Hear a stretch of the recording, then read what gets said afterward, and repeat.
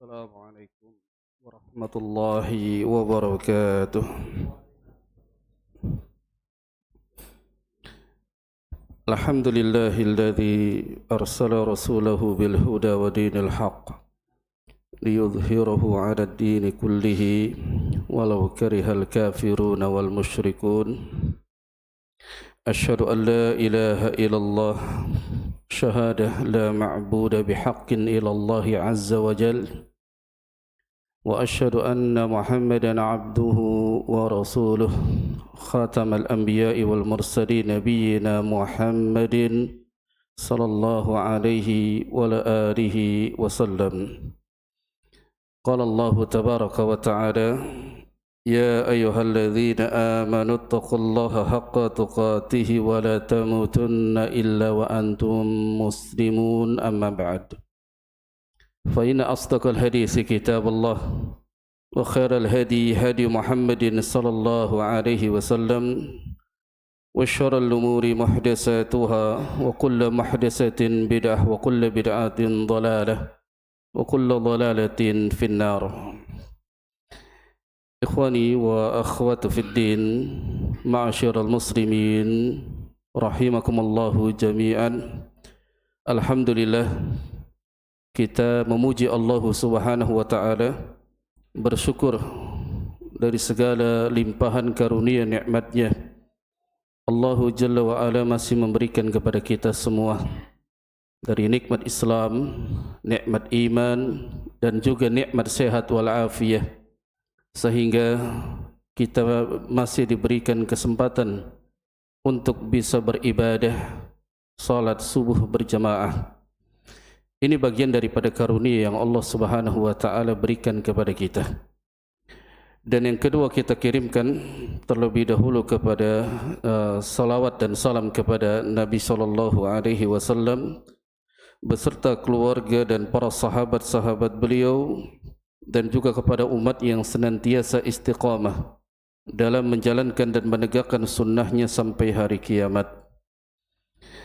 Jamaah sekalian rahimakumullah, pertemuan kita yang berbahagia ini, kita ingin menjelaskan bahwa di dalam Islam ada syariat yang namanya adalah rukhsah. Kita akan jelaskan hikmah di balik rukhsah di dalam Islam.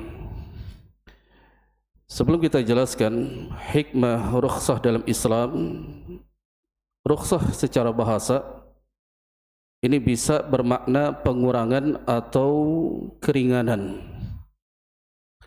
Sedangkan di dalam kitab Al-Mu'jam Al-Wasit, di sana dijelaskan bahwa ar-rukhsah fil lughah at-tashil fil amri taysir. Maknanya adalah memudahkan di setiap perkara menjadi ringan. Sedangkan menurut ulama-ulama usul, bahwa rukhsah itu maknanya adalah al-hukmu sabit ala khilafid dalil li'udhrin. Sebuah hukum yang berlaku berdasarkan dalil, namun dalil yang menyalahi dalil ada karenanya uzur. Dari semua pengertian secara bahasa bahwa rukhsah itu terdapat di dalam Al-Quran maupun dalam Sunnah, karena memang bagian daripada hukum syariat, baik itu secara tekstualnya di dalam lafaz atau ayat-ayat dalam Al-Quran atau di dalam sebuah hadis. Itu semuanya dijelaskan dalam syariat kita. Nah, apa hikmahnya adanya rukhsah ini? Rukhsah ini bagian daripada kasih sayang Allah Subhanahu wa taala kepada hambanya. Ini bentuk kasih sayang Allah yang diberikan kepada hambanya. Karena semua hambanya ini Allah ciptakan itu berbeda-beda, dari kekuatannya, dari ketingkatan imannya, semuanya berbeda-beda. Oleh karenanya Allah yakni menurunkan syariatnya berupa rukhsah, keringanan atau memudahkan. Karena memang agama kita Islam itu dibangun dengan memudahkan bagi pemeluknya. Allah Jalla wa Ala sebutkan dalam surah Al-Baqarah yang Allah berfirman, yuridullahu bikumul yusra wa la yuridu bikumul usra.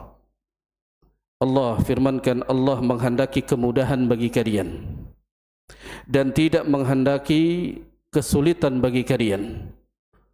Orang yang di atas Islam, Allah menginginkan mudah baginya untuk menegakkan Islam, tidak mempersulit bagi mereka.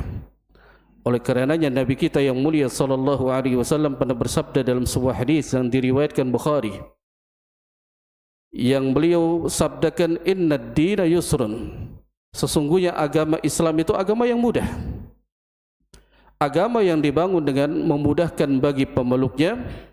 Dan ini menjadi kebersamaannya sahabatnya yang ketika mereka menjalankan syariat, ketika mendapatkan kesulitan-kesulitan, maka Nabi SAW memberikan kemudahan bagi mereka.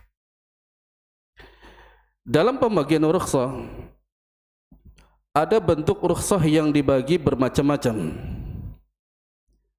Yang pertama adalah rukhsah bisa menggugurkan suatu kewajiban yang apabila kewajiban itu ketika dikerjakan maka boleh dia tinggalkan.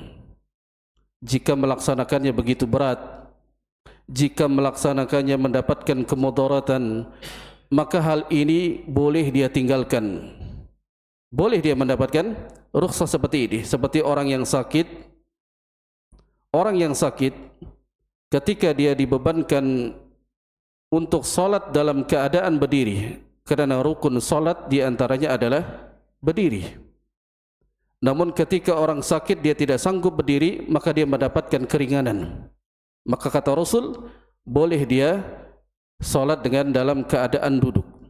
Kalau dia tidak sanggup duduk, maka boleh dia dengan berbaring.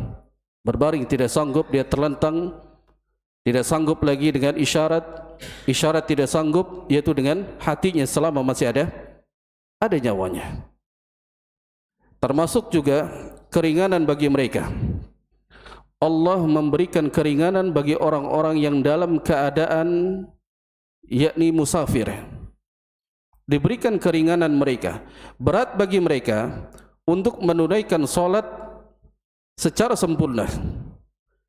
Maka bolehnya dia salat dalam keadaan dijama dan diqasar.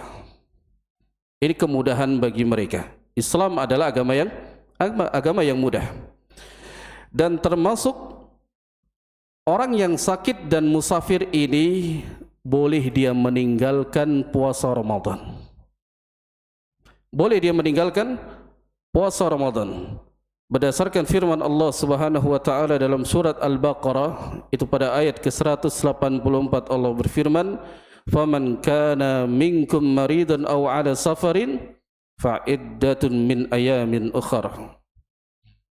Jika di antara kalian ada yang sakit atau dalam keadaan musafir di dalam perjalanannya, maka boleh baginya untuk berbuka, ya berbuka puasa. Artinya dia boleh tidak puasa Ramadan, namun wajiblah nanti dia akan mengganti, mengqadha dari hari-hari yang dia tinggalkan.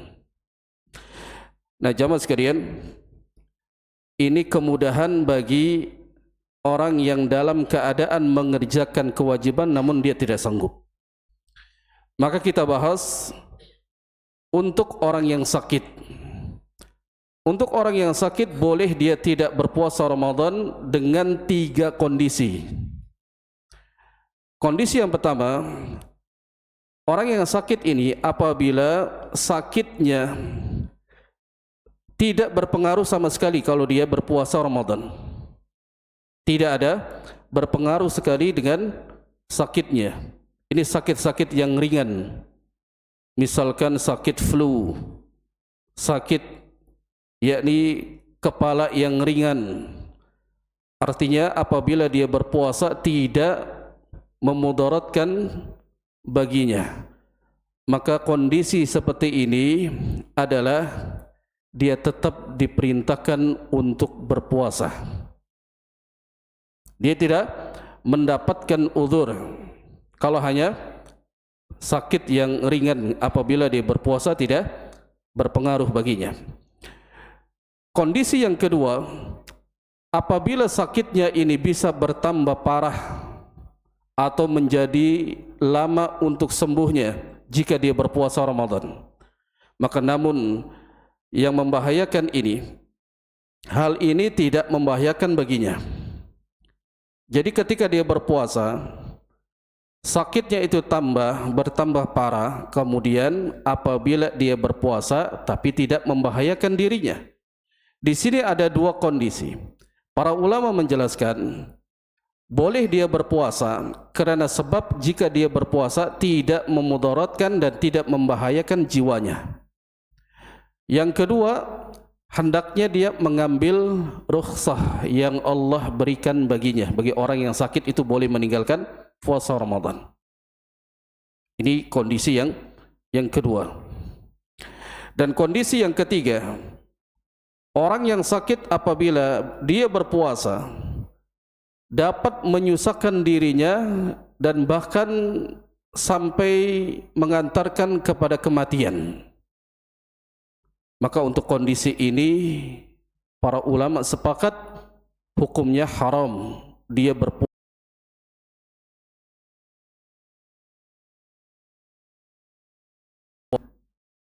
dapat merusak jiwanya bahkan sampai mengantarkan kepada kematian. Allah Jalla wa Ala firmankan dalam Al-Quran bagi seluruh hambanya apabila di dalam melaksanakan ibadah kepada Allah, namun ibadah tersebut dapat membunuh jiwanya, itu dilarang dalam Islam. Allah firmankan dalam surah An-Nisa, wala taqtulu anfusakum, janganlah kalian membunuh diri-diri kalian. Artinya apabila seseorang beribadah kepada Allah, baik dia dalam keadaan salat, dalam keadaan berpuasa atau ibadah-ibadah yang lain, ketika mendapatkan kemudaratan dan bahkan sampai mengantarkan kepada kematian, ini hukumnya haram dia kerjakan. Seperti dahulu pernah sampai viral ketika salat berjamaah kemudian terjadi gempa. Lalu seorang imam tersebut masih terus melanjutkan salatnya. Ini kan memudaratkan dirinya, walaupun dia dalam keadaan apa? Beribadah kepada Allah Subhanahu wa taala. Ini tidak boleh. Makanya Nabi SAW bersabda dalam sebuah riwayat Al-Imam Ahmad dari jalan sahabat Ibnu Abbas radhiyallahu taala anhuma, apa kata Nabi? La dararan wala dirar. Tidak boleh membahayakan diri kalian dan juga membahayakan orang lain. Ini hukum seperti ini, orang yang sakit apabila dia memaksakan untuk berpuasa, maka ini hukumnya haram jika dia membahayakan jiwanya dan bahkan mengantarkan kepada kematian. Seperti kasus ada orang yang memang kondisi di awal kita sahur, kita badan sehat, tidak memiliki satu penyakit. Kemudian berjalanlah waktu dan bahkan sampai detik-detik tenggelamnya matahari menjelang mau maghrib, sekitar 10 atau 5 menit dia merasakan yang sangat hebat sakit di perutnya. Ini contoh. Lalu orang tersebut tetap dia melaksanakan puasa dengan apa? Dengan dalihnya apa? Eman-eman, ya kan? Sayang, saya sudah niat puasa sahur, kemudian 5 menit lagi, sayang kalau dibatalkan. Ternyata sebelum dikumandangkan adzan maghrib, orang yang puasa tersebut karena memang sudah sangat sakit, ternyata Allah takdirkan dia mati. Kira-kira ini matinya mati syahid atau mati sangit? Kira-kira gimana ini jemaah? Matinya ini mati mulia atau bukan? Kan dalam keadaan apa? Dalam keadaan berpuasa di bulan Ramadan. 5 menit lagi dia tahan, ternyata penyakit tersebut membahayakan jiwanya dan sampai mengantarkan kematian. Maka orang yang berpuasa dalam kondisi seperti ini hukumnya haram. Tidak boleh. Maka yang harus dia lakukan kalau misalkan dia walaupun cuma 5 menit lagi mau azan maghrib, lalu dia sangat hebat penyakitnya, sakit banget, dan bahkan sampai mengantarkan kematian, maka segeralah dia berbuka. Itulah rukhsah. Memberikan apa? Kemudahan bagi orang yang menjalankan syariat. Makanya Nabi sabdakan la dararan wala dirar. Tidak boleh membahayakan dirinya dan juga diri orang lain. Ini sikap kita apa? Beragama jemaah. Agar kita mengetahui mana rukhsah yang kita dapatkan dan memang benar-benar tidak boleh dikerjakan. Tapi ma'asyiral ikhwah, jemaah sekalian yang dimuliakan Allah Subhanahu wa taala. Rukhsah yang kedua, bahwa orang yang dalam keadaan safar atau disebut dengan musafir, ini pun boleh dia meninggalkan berpuasa Ramadan. Boleh dia meninggalkan. Kerana memang Allah Subhanahu wa taala tadi sebutkan, "Wa man kana maridan aw 'ala safarin fa iddatun min ayamin ukhra." Barang siapa yang dia dalam keadaan sakit atau dalam keadaan yakni musafir, maka boleh baginya untuk berbuka. Artinya boleh dia tidak berpuasa Ramadan, namun wajib baginya untuk mengqadha hari-hari yang dia tinggalkan. Para ulama berselisih pendapat akan hal ini. Artinya berselisih pendapat sebagaimana orang yang sakit ada juga 3 kondisi.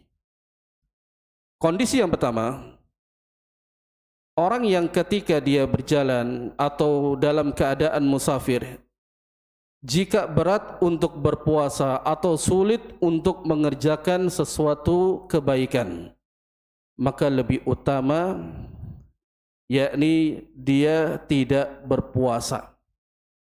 Kalau dia sulit untuk mengerjakan ya kebaikan.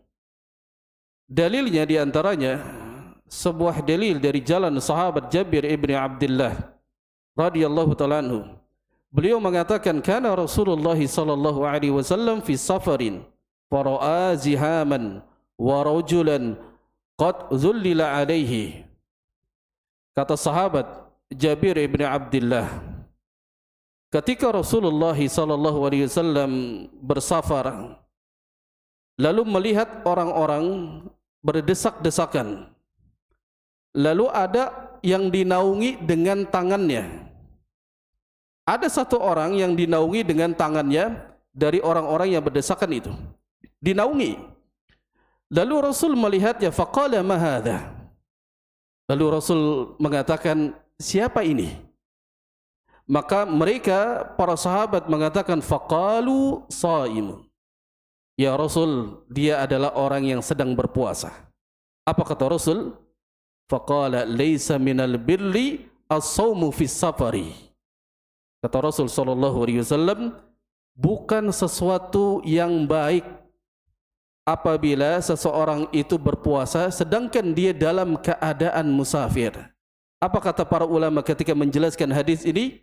Di sini dijelaskan maksud kata Nabi SAW ketika dia musafir lalu mendapatkan kesulitan berat baginya, maka pada saat itu jika dia memaksakan untuk tetap berpuasa padahal kesulitan, kelelahan, capek baginya, kehausan, kepanasan, lalu dia tetap berpuasa, lalu kata Rasul tidak ada kebaikan baginya.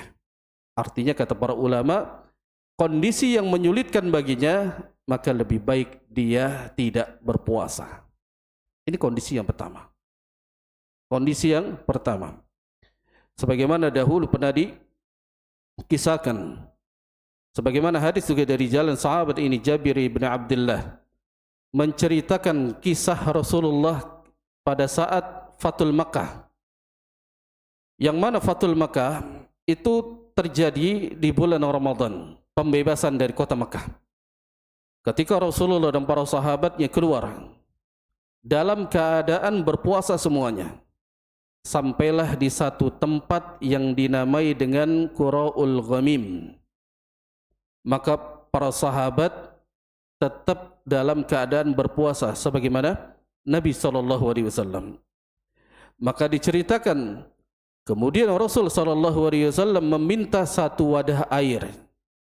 Apa sebabnya Rasul meminta yakni air dan kemudian beliau meminumnya dalam keadaan berdiri? Dilihatlah oleh para sahabatnya. Maka para sahabat yang melihat Nabi SAW membatalkan puasanya, maka sebagian membatalkan, namun sebagian sahabat mereka tidak membatalkan. Lalu Rasul bersabda, faqala ulaikal usah. Mereka sebagian sahabat yang tidak membatalkan puasanya, mereka telah bermaksiat kepada Rasulullah SAW.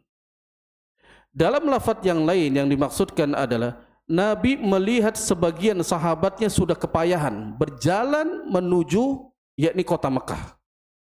Sudah kepayahan sebagian para sahabat. Bayangkan jemaah, Rasul dan para sahabat di bulan Ramadan dalam pembebasan kota Mekah. Ini kan berperang.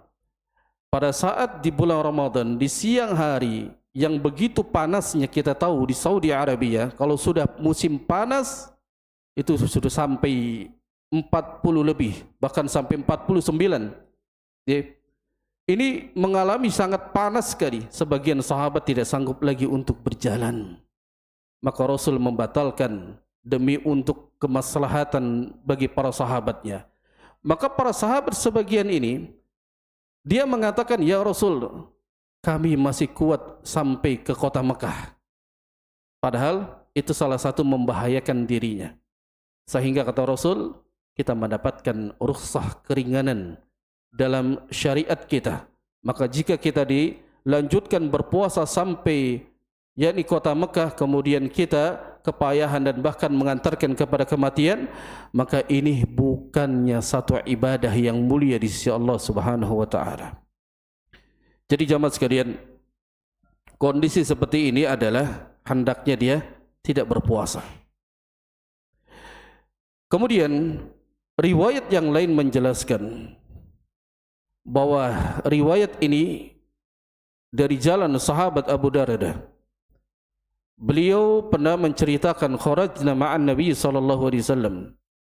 Kami pernah keluar bersama Nabi SAW yang ketika itu panasnya sangat terik sekali, sehingga para sahabat menutup kepala mereka dengan tangan-tangan mereka karena memang sangat panas sekali.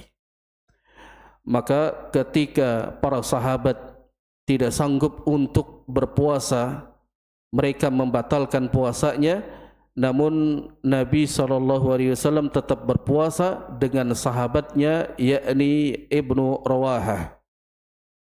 Kata para ulama, kenapa Nabi tidak membatalkan dan sahabat Ibnu Rawahah juga tidak membatalkan? Dari sini kata Nabi, jika seseorang memang ketika dalam keadaan musafir, lalu dia tidak kesulitan dalam melaksanakannya, kemudian dalam melaksanakannya tidak memudaratkan dirinya, tidak membahayakan dirinya, bahkan perjalanannya itu menjadi perjalanan yang nyaman baginya, maka dia lebih baik puasa daripada dia membatalkan. Padahal orang yang dalam keadaan musafir dia mendapatkan apa? Rukhsah. Tapi kan safarnya dalam keadaan apa? Dalam keadaan tidak menyusahkan dirinya. Seperti kita misalkan kita pulang kampung, kemudian kita safarnya berbeda dengan zaman Nabi yang benar-benar berjalan kaki, naik unta. Sedangkan di zaman kita safarnya dengan pesawat, dengan kereta api yang begitu nyaman, di dalamnya ada AC dan ya seterusnya. Ini bagian daripada kenikmatan yang kita rasakan pada saat ini. Maka kata para ulama, jika dia mendapatkan kondisi seperti itu, maka lebih baik dia meneruskan puasanya dibandingkan dia apa? Dibandingkan dia membatalkan. Kalau seandainya dia Seandainya dia membatalkan, itu keringanan baginya. Keringanan baginya. Tapi kalau misalkan dia tetap berpuasa, itu baik baginya. Maka kata Rasulullah SAW ketika menceritakan seorang sahabat dari Hamzah yang dia bertanya kepada Nabi SAW, wahai Rasulullah, aku merasakan diriku ini kuat ketika kami, yakni dalam perjalanan, dalam keadaan musafir. Apakah ada dosa bagiku jika aku terus untuk melakukan puasa? Apa yang Rasul SAW jawab? Di antara kata Rasul, hiya rukhsatun minallahi ta'ala. Sesungguhnya orang yang dalam keadaan musafir itu ada keringanan baginya, ada rukhsah baginya. Itu datang dari Allah Jalla wa'ala. Faman akhadha biha fahasanun. Maka barang siapa yang mengambil rukhsah itu, maka baik baginya. Wa man ahabba an yasuma fala junaha alaihi. Akan tetapi siapa yang dia terus berpuasa, maka tidak ada dosa baginya. Ini kondisi-kondisi yang memang tidak memudaratkan dirinya. Tidak memudaratkan dirinya. Sedangkan kondisi yang ketiga, jika memudaratkan dirinya sampai ia mengantarkan kematian, sebagaimana orang yang sakit jika dia berpuasa dapat mengantarkan kematian, ini pun sama kondisinya diharamkan. Jangan dipaksakan dalam keadaan seperti ini, karena dia mati dalam keadaan binasa, bukan mati dalam kemuliaan beribadah kepada Allah Subhanahu wa taala. Nah, jamaah sekalian, rahimani wa rahimakumullah. Ini di antara rukhsah-rukhsah bagi mereka orang yang dalam keadaan sakit dan musafir. Adapun yang berikutnya, rukhsah yang lain juga diberikan khusus bagi para wanita. Dan bahkan boleh dia tidak melaksanakan salat yang 5 waktu. Ini bagi wanita yang sedang mengalami haid dan nifas. Salat dia tinggalkan boleh. Apalagi Ramadan, boleh dia tinggalkan. Namun jika dia puasa Ramadan dalam keadaan haid atau nifas, di sini ada khilaf para ulama, apakah mengqadha atau dia membayar fidyah. Sebagaimana yang disebutkan oleh sebagian para ulama, bagaimana puasanya orang yang hamil atau yang sedang menyusui? Apakah dia hanya membayar fidyah atau dia mengqadha nanti mengganti setelah bulan Ramadan?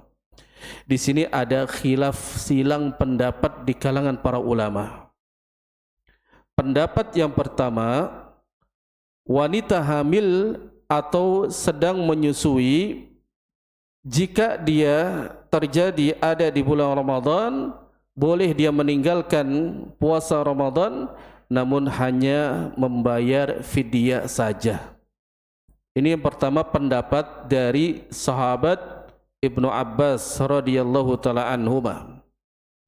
Yang mana sahabat Ibnu Abbas ini kan seorang sahabat ulama ahli tafsir, yang ketika sedang menjelaskan firman Allah dalam surat Al-Baqarah pada ayat ke-184, yang Allah berfirman, wa 'alal ladzina yutiqunahu fidyatun ta'amu miskin, yang artinya jika mereka tidak berpuasa maka membayarlah fidyah, memberi makan seorang miskin. Kata sahabat Ibnu Abbas, siapa yang berhak untuk memberi menggantinya dengan membayar, yaitu makan kepada orang-orang miskin? Beliau mengatakan, qala kanat rukhsatan di syaikhil kabir wal mar'atil kabirah. Ini untuk yang orang-orang yang sudah sepuh, laki-laki maupun perempuan. Jadi yang sudah sepuh, laki-laki dan perempuan, itu boleh dia meninggalkan puasa Ramadan tapi hanya memberikan fidyah. Ya wahuma yutiqani as-siyama an yuftira wa yut'ima ma kana kulli yawmin miskinan. Boleh dia meninggalkan tapi dia membayar fidyah dengan memberi makan kepada orang-orang miskin di setiap harinya yang dia tidak berpuasa. Kemudian kata beliau, wal hubla wal murdi'u idza khafata. Sedangkan bagi wanita hamil dan juga menyusui jika dia khawatir. Khawatir apa? Pada anaknya yang dikandungnya. Khawatir kepada anak yang disusuinya. Kalau dia berpuasa, maka kata sahabat Ibnu Abbas, aftarata wa ata'amata. Maka boleh dia tidak berpuasa, hanya memberikan fidyah untuk memberi makan kepada orang-orang miskin. Ini pendapat dari sahabat Ibnu Abbas. Sedangkan pendapat yang lain, seperti dijelaskan oleh Al-Imam An-Nawawi rahimahullah, kondisi orang yang sedang hamil dan menyusui, dia tidak membayar fidyah, melainkan dia mengqadanya setelah bulan Ramadan.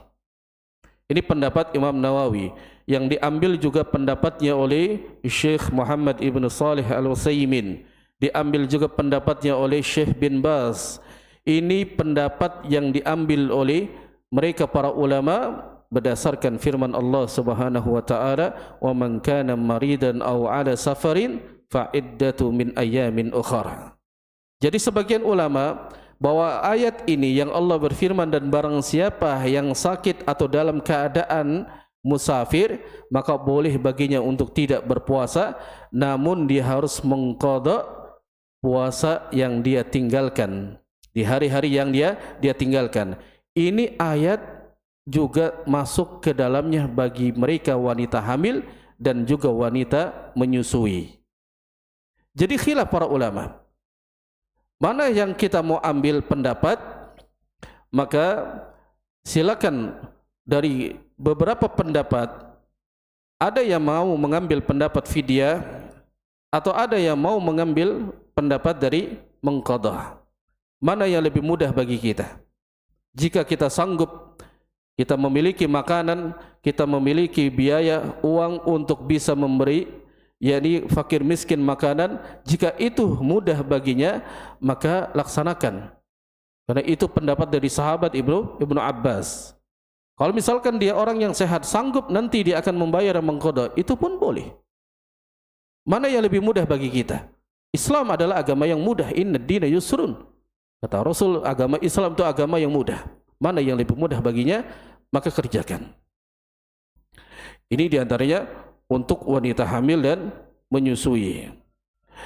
Ada rukhsah yang lain tadi disebutkan bahwa orang yang sudah tua renta, ini orang yang sudah sepuh, yang sudah tidak sanggup lagi untuk berpuasa, baik laki-laki dan perempuan, ini boleh dia tidak berpuasa, dan dalam keadaan orang tua rentah ini hanya membayar fidyah saja. Enggak ada qada baginya. Enggak ada qada baginya. Jadi kalau misalkan ada orang-orang yang sudah tua renta, maka bayar fidyah. Bayar fidyah. Sebab berdasarkan dari firman Allah Subhanahu wa taala, wa 'alal ladzina yutiqunahu fidyatun ta'amu miskin, dan wajib bagi mereka yang berat dalam menjalankan, yakni puasa, berat baginya menjalankan puasa, maka bayar fidyah. Bayar fidyah, memberi makan seorang miskin. Termasuk jamaah sekalian, yang mendapatkan rukhsah adalah orang yang kerja berat. Kita harus ketahui dulu kerja berat itu seperti apa yang boleh dia tidak berpuasa. Kondisinya kata para ulama, disebutkan oleh Syekh Wahbah Al-Zuhaili dalam kitabnya Al-Fiqh Al-Islami wal Adilatuhu. Beliau menyebutkan pendapat dari Abu Bakar Al-Ajiri rahimahullahu ta'ala. Beliau mengatakan, man sana'atu syaqah, barang siapa yang seorang pekerja berat, fa in khafa bi shaumi talafan, namun dengan puasanya itu dapat memudaratkan keselamatan dirinya. Kalau dia puasa, ini orang yang bekerja berat, kalau dia puasa dapat memudaratkan dirinya, maka kata beliau apa? Aftara wa qada in darlahu tarku yani sunnati. Kata beliau, boleh dia berbuka puasa, boleh dia meninggalkan puasa, tapi dia harus mengganti di luar bulan Ramadan dari apa yang dia tinggalkan. Nah, kondisinya orang yang bekerja berat, kalau memang benar dia melaksanakan yang mendapatkan mudarat baginya. Seperti orang yang bekerja yaitu dalam bagian mesin, ya sangat panas sekali. Yang ketika dia berpuasa itu dapat memudaratkan dirinya, maka ini boleh nih. Boleh dia meninggalkan puasa Ramadan, tapi dia harus mengqadanya nanti di luar bulan Ramadan. Orang yang kerja seperti ini adalah boleh. Ya, boleh dia tinggalkan kalau dia terus mengerjakan puasa Ramadan dapat memudaratkan dirinya. Dan bahkan kalau sampai mengantarkan kematian, ini sepakat para ulama hukumnya haram dikerjakan.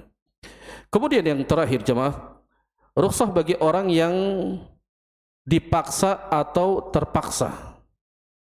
Dipaksa atau terpaksa. Kondisinya orang yang dipaksa untuk berbuka.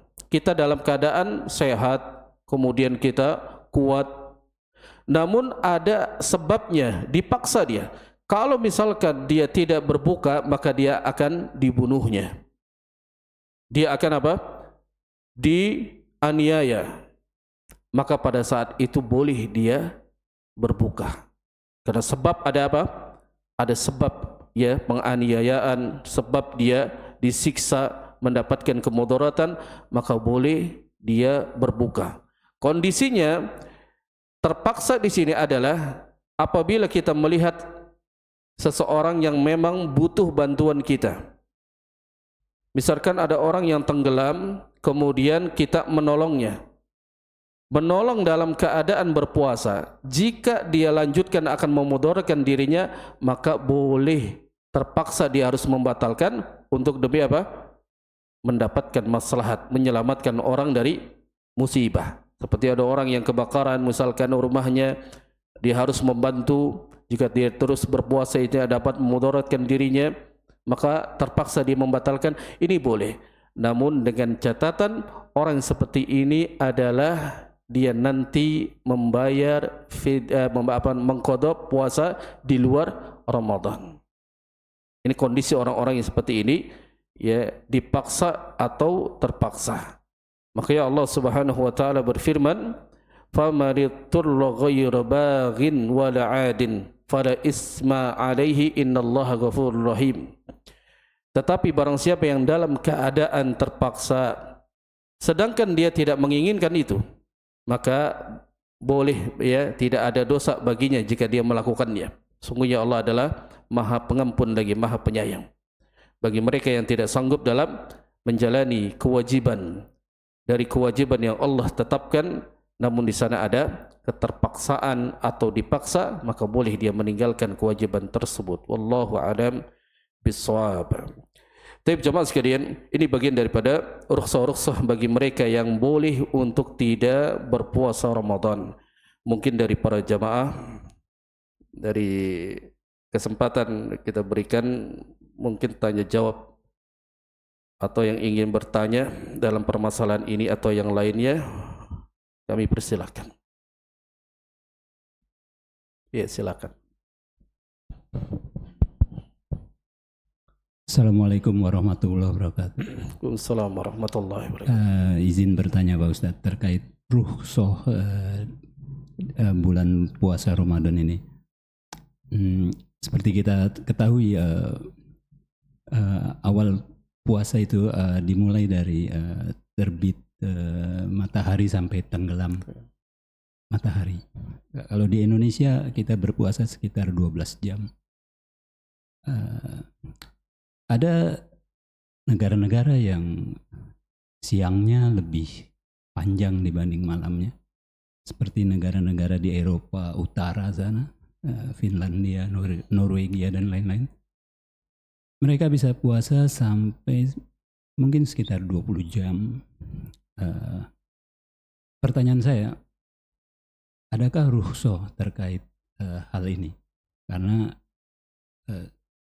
cukup berat Pak Ustadz kalau berpuasa bulan Ramadan yang siangnya lebih panjang daripada malamnya, apalagi bisa sampai 20 jam atau bahkan 22 jam. Nah, tadi ada hadis Nabi juga berkata bahwa agama Islam adalah agama yang mudah. Nah, terkait hal ini bagaimana tanggapan Pak Ustadz? Baik. Jazakallah khairan. Nah, mengenai sebagian saudara kita kaum muslimin dan muslimat yang tinggal di negeri Eropa memang cukup panjang waktu dari yang mereka kerjakan. Dari terbit matahari sampai tenggelamnya matahari itu berbeda dengan negara kita. Apakah mereka ini mendapatkan rukhsah? Karena apa? Alasannya sangatnya panjang waktu yang dia alami. Maksudnya kalau misalkan dia mendapatkan rukhsah tidak berpuasa, kan Allah sebutkan untuk mengganti di waktu yang dia tinggalkan. Sedangkan memang waktu di sana ya nggak akan berubah. Kalau misalkan dia tidak berpuasa Ramadan, kapan dia harus menggantinya? Misalkan di bulan Syawal. Ternyata memang matlak di negeri Eropa seperti itu. Kalau dia menggantinya di bulan Syawal, sama saja di bulan Ramadan memang matlaknya sama. Nah, apa yang harus didapatkan keutamaannya bagi saudara kita yang di Eropa? Dia lebih banyak dapat pahalanya. Karena dalam keadaan berpuasa, dia sabar dalam menghadapinya. Puasa mereka ini lebih besar pahalanya dibandingkan orang-orang yang memang di dalam keadaan puasa tapi tidak ada tantangannya, rintangannya. Sebagaimana para sahabat ketika peristiwa Perang Badar di tahun 2 Hijriah, para sahabat mereka tetap berpuasa dalam keadaan berperang. Makanya ketika ada di zaman sekarang yang dia tetap berpuasa kemudian berperang misalkan melawan musuh, apakah sama kondisinya dengan sahabat? Maka jawabannya adalah tidak. Sehingga kata Rasulullah, jika engkau menandingi yakni sahabat dari ibadah-ibadah mereka, itu tidak ada yang sanggup mampu untuk menandinginya. Seandainya engkau berinfak itu dengan besarnya gunung Uhud yang isinya engkau berinfak dengan emas, maka tidak akan bisa menandingi sahabat. Artinya saudara-saudara kita di Eropa sana lebih besar dia pahalanya. Dan faidahnya, hikmahnya, Allah itu menciptakan matlak tempat terbit dan tenggelamnya matahari di satu negara itu berbeda-beda. Jangankan di negara, kita di satu negara Indonesia itu berbeda-beda antara kita di Jakarta dengan di Papua. Kemudian berbeda dengan di Sulawesi, di Makassar. Itu kan berbeda matlaknya. Terkadang di Jawa Timur ini lebih dulu terbitnya daripada kita, atau misalkan kita terlambat ya untuk tenggelamnya matahari, di sana lebih cepat tenggelamnya matahari. Itulah Allah Subhanahu wa taala ingin memberikan dari pahala-pahala bagi mereka orang yang berat dalam keadaan melaksanakan puasa di tempat-tempat yang memang dia harus menjalaninya. Besar pahala bagi mereka. Apakah dia mendapatkan sebagaimana tadi hadis, inna dina yusrun, sungguhnya agama itu agama yang mudah? Iya. Namun hadis ini dikerjakan terlebih dahulu. Ketika dia mengerjakan satu yakni kewajiban atau sunnah, ternyata sulit untuk ditegakkannya. Sesungguhnya agama itu mudah. Artinya kalau memang enggak bisa mengerjakan di dalam keadaan misalkan berat baginya, apakah boleh ya hanya misalkan 12 jam saja dengan negara kita? Maka patokannya berpuasa itu adalah melihat matlak matahari terbit dan tenggelamnya matahari, bukan ikut misalkan rukhsah saya ikut Indonesia saja, enggak.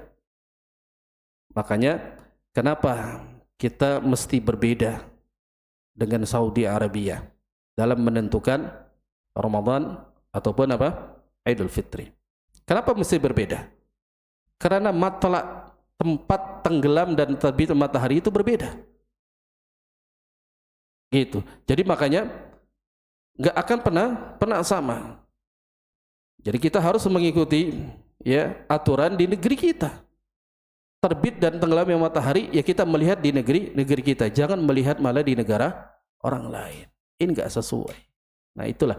Jadi saudara-saudara kita yang di Eropa Jika dia sabar dalam melaksanakan ibadah puasa, maka besar pahala dia dibandingkan kita yang hanya 12 jam, tapi dia sampai lebih daripada 20 jam.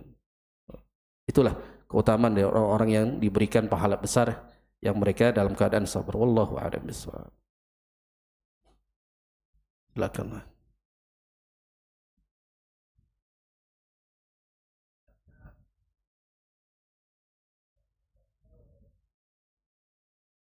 Benar, karena memang ayatnya dijelaskan seperti itu. Jadi jam, iya, benar Pak. Jadi bukan dihitung jamnya. Di zaman Nabi itu tidak dihitung dengan waktu, tapi dilihatnya dengan apa? Tenggelam dan terbitnya matahari. Nah, di zaman sekarang kan sudah ada waktu. Makanya bisa saja waktu itu yang atau jam yang kita dapati pada saat ini itu enggak sesuai dengan tenggelam dan terbitnya matahari, karena jam itu buatan manusia. Tapi kalau misalkan matahari itu Allah yang ciptakan. Allah yang ciptakan. Namun pada saat sekarang kita ingin mendapatkan kemudahan dari teknologi yang semakin canggih. Gitu. Makanya dia dilihat waktu ini sesuaikan waktu maghrib misalkan jam sekian dilihat dengan tenggelamnya matahari. Jadi yang dilihat bukan jam. Terkadang jam itu bisa salah. Kalau nggak percaya satu handphone dengan handphone yang lain, coba beda-beda itu adzan maghribnya. Kalau kondisinya ada dua handphone, kita lagi nunggu maghrib. Ternyata handphone yang si A sudah bunyi, udah dikumandangkan adzan. Handphone B belum bunyi. Mana yang mau diambil, Pak? Mana yang mau diambil? Kalau mau cari stasiun televisi, mana yang lebih dulu adzan? Kan gitu kalau kita kan? Karena sudah apa? Enggak tahan lapar dan haus kita. Benar gak? Kita akan cari, oh TV One, belum, ganti lagi Kompas, ganti lagi. Mana yang lebih dulu itu adzan, itu yang kita ambil. Benar ya Pak? Pak, itu bukan jadi patokan Pak. Patokannya tenggelam matahari. Begitu. Makanya beda-beda, stasiun TV juga berbeda. Gitu. Ya. Nah, jadi tetap kita melihatnya kepada terbit dan tenggelamnya matahari. Allahu a'lam. Iya, silakan Pak. Malam terus, Pak. Iya.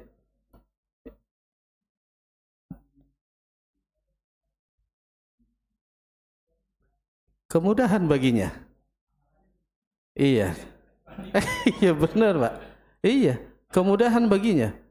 Itu salah satu nikmat. Jadi setiap negara Allah itu memberikan, di mana yang Allah berikan kenikmatannya, karunia-Nya diberikan, itu Allah akan memilihnya. Dia lebih cepat. Kan banyak orang misalkan begini, kalau kita mau pahalanya besar, contoh saja misalkan sholat,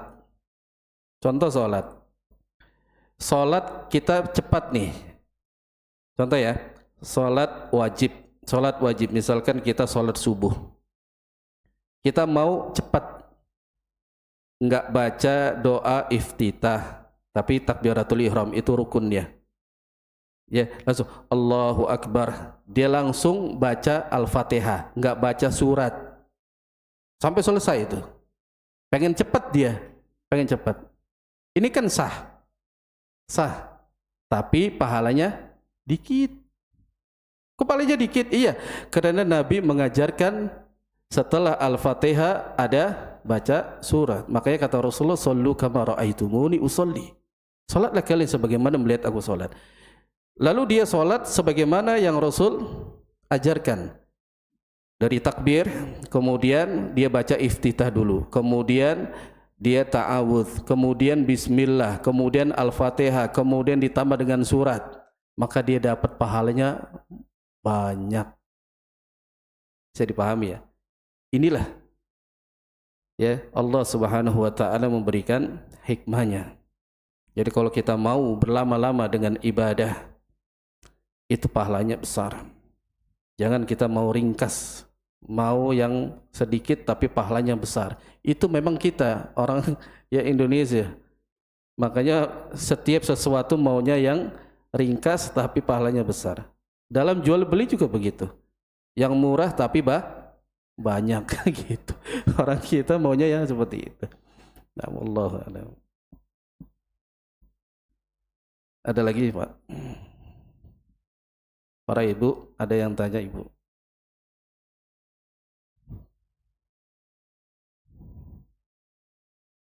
Mana? Ada? Lainnya sholat nih Ustaz. Iya.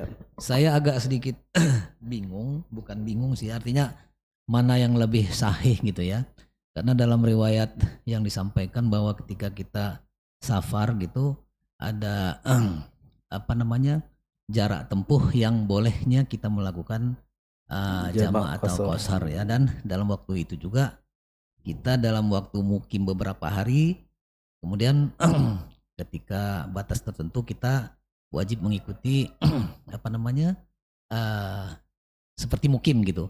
Nah, kemarin ada satu riwayat yang juga disampaikan bahwa dibolehkannya melakukan jama' dan qasar ketika sudah keluar dari rumah jalan dalam batasan waktu, dalam batasan jarak yang juga tidak terlalu harus sama dengan yang dalil yang satu tadi. Nah, manakah di antara misalnya kayak seperti ke Jakarta Timur gitu sudah bolehnya menjama' atau mengqasar. Nah, saya mau bertanya ini manakah dalil yang sahih di antara keduanya atau memang dua-duanya sahih? Terima kasih. Assalamualaikum warahmatullahi wabarakatuh. Assalamualaikum warahmatullahi wabarakatuh. Pendapat dari Syekh Ibnu Shalih Al-Utsaimin rahimahullah, beliau berpendapat bahwa jarak orang yang dalam keadaan musafir itu Nabi tidak menjarakkan berapa kilometernya. Nabi tidak pernah sampaikan, tapi yang Rasulullah sallallahu alaihi wasallam sabdakan adalah dengan jarak hari. Makanya kata Rasulullah, la tusafiru fil mar'ah, tidak boleh bagi wanita dia safar. Apa kata Rasulullah? Yaumaini yaumun au yaumaini atau salasa ayamin. Ada tiga disebutkan oleh Nabi. Wanita tidak boleh dia berpergian dengan jarak 1 atau 2 hari perjalanan, atau dalam riwayat yang itu 3 hari. Nah, ketika Rasulullah menyampaikan hal ini, berapa sih jaraknya? Maka para ulama-ulama al-fuqaha yakni mengambil istimbatnya. Jaraknya diantaranya kalau jalan itu bisa 80 km atau 84 km. Ada dua pendapat, 80 atau 84 km. Nah, apabila ketika kita mendapatkan sudah lebih daripada 80 atau 84 km, maka baginya mendapatkan rukhsah, salatnya boleh dijamak, diqasar. Ini kalau dia mendapatkan itu. Nah, ini ulama yang beristimbat. Padahal itu enggak sesuai dengan apa? Sabda Nabi yang dia dalam keadaan dari sini ke misalkan ke Surabaya itu kan enggak sampai ya sehari atau 2 hari atau 3 hari. Naik apa kita? Naik pesawat atau kereta api. Hanya beberapa jam, 11 jam atau 13 jam. Tapi jaraknya ternyata sudah lebih daripada 84 km. Maka baginya mendapatkan rukhsah. Nah, ini ulama mengambil istimbat dengan jarak. Lalu Ibnu Shalih Al-Utsaimin berpendapat, jika ada orang yang dari Jakarta Barat kemudian ke Jakarta Timur, apakah ini sudah termasuk dia safar? Maka jawaban beliau tergantung dari qabilah itu sendiri. Kalau dia terbiasa orang keluar dari Jakarta Barat ke Jakarta Timur itu biasa bawa bekal, di zaman dahulu udah dijadikan sebagai safar, maka termasuk itu safar. Sekarang kita tradisi kita, apa namanya, kebiasaan kita, adat kita. Dari sini Jakarta Barat kemudian ke Jakarta Timur. Kebiasaan kita itu sudah masuk safar atau tidak? Kebiasaan masyarakat.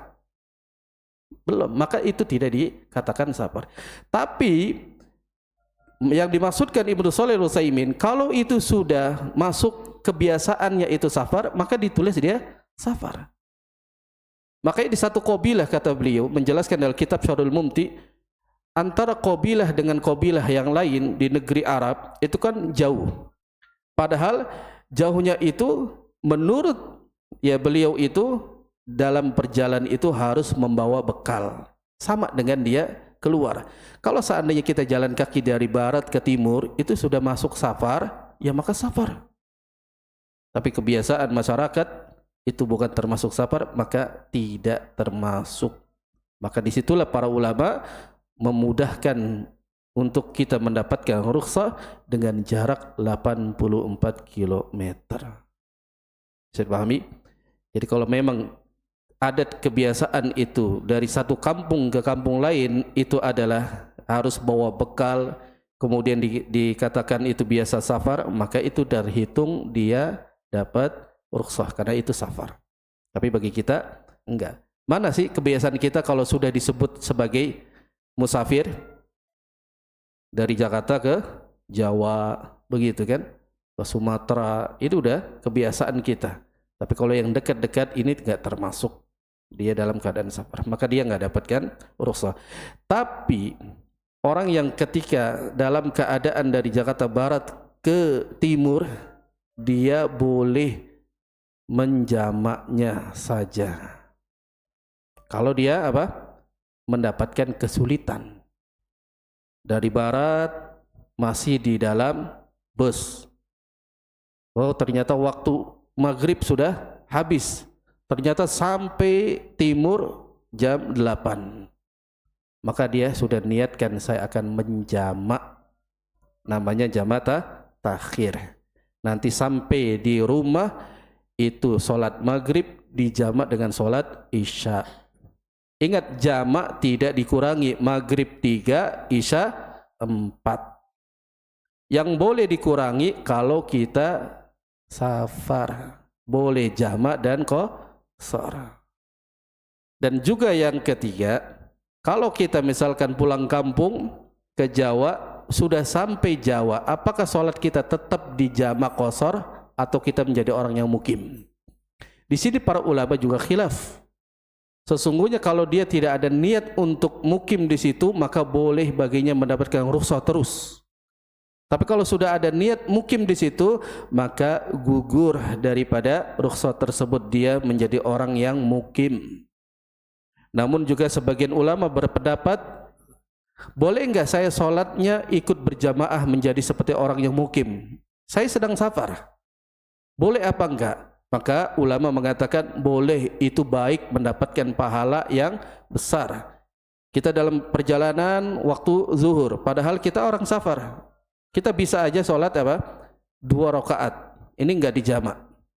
Kita 2 rakaat. Tapi karena kita pengen sholat sama orang-orang yang mukim, kita sholatnya 4 rakaat. Tapi niatnya sholatnya adalah bukan qashar, tapi ikut bersama mereka. Ini dapat pahala juga sebagaimana orang yang mukim. Nah, semua ini kembalikan mana yang lebih mudah buat kita, itu saja. Situ aja. Kalau memang kita buat mudah adalah jamak dan qashar, itu mudah bagi kita, kerjakan. Tapi kita bagi orang yang terlalu kuat dalam safar, dia mau sholat secara mukim, silakan. Memang di dalam syariatnya itu kalau kita dalam keadaan mendapatkan beban sulit untuk mengerjakan daripada kewajiban, maka di sana ada rukhsah. Itulah Islam, mudah bagi kita insyaallah. Yang menyulitkan sebenarnya diri kita. Diri kita yang menyulitkan. Padahal Islam itu mudah. Datang Nabi telah menjelaskan seperti ini mudah. Tapi kitalah yang membuat susah, mempersulit untuk mengerjakan kewajiban. Hingga akhirnya orang mau mengerjakan kewajiban malah lari. Kita buat mudah, jangan mempersulitnya. Demikian, wallahu a'lam bishawab. Cukup? Baik, mudah-mudahan apa yang kita pelajari pada pagi ini mendapatkan ilmu yang bermanfaat. Semoga Allah berikan kekuatan untuk kita melaksanakan Ramadan ini sampai 1 bulan full. Kita berjumpa dengan hari kemenangan, yang itu yang kita harapkan, kita bisa berkumpul dengan keluarga dan juga kaum muslimin dan muslimat yang lain. Allahumma amin. Kita akhiri dengan doa kafaratul majlis. Subhanakallah wa bihamdik, asyhadu an la ilaha illa anta, astaghfiruka wa atubu ilaik. Wassalamu alaikum warahmatullahi wabarakatuh.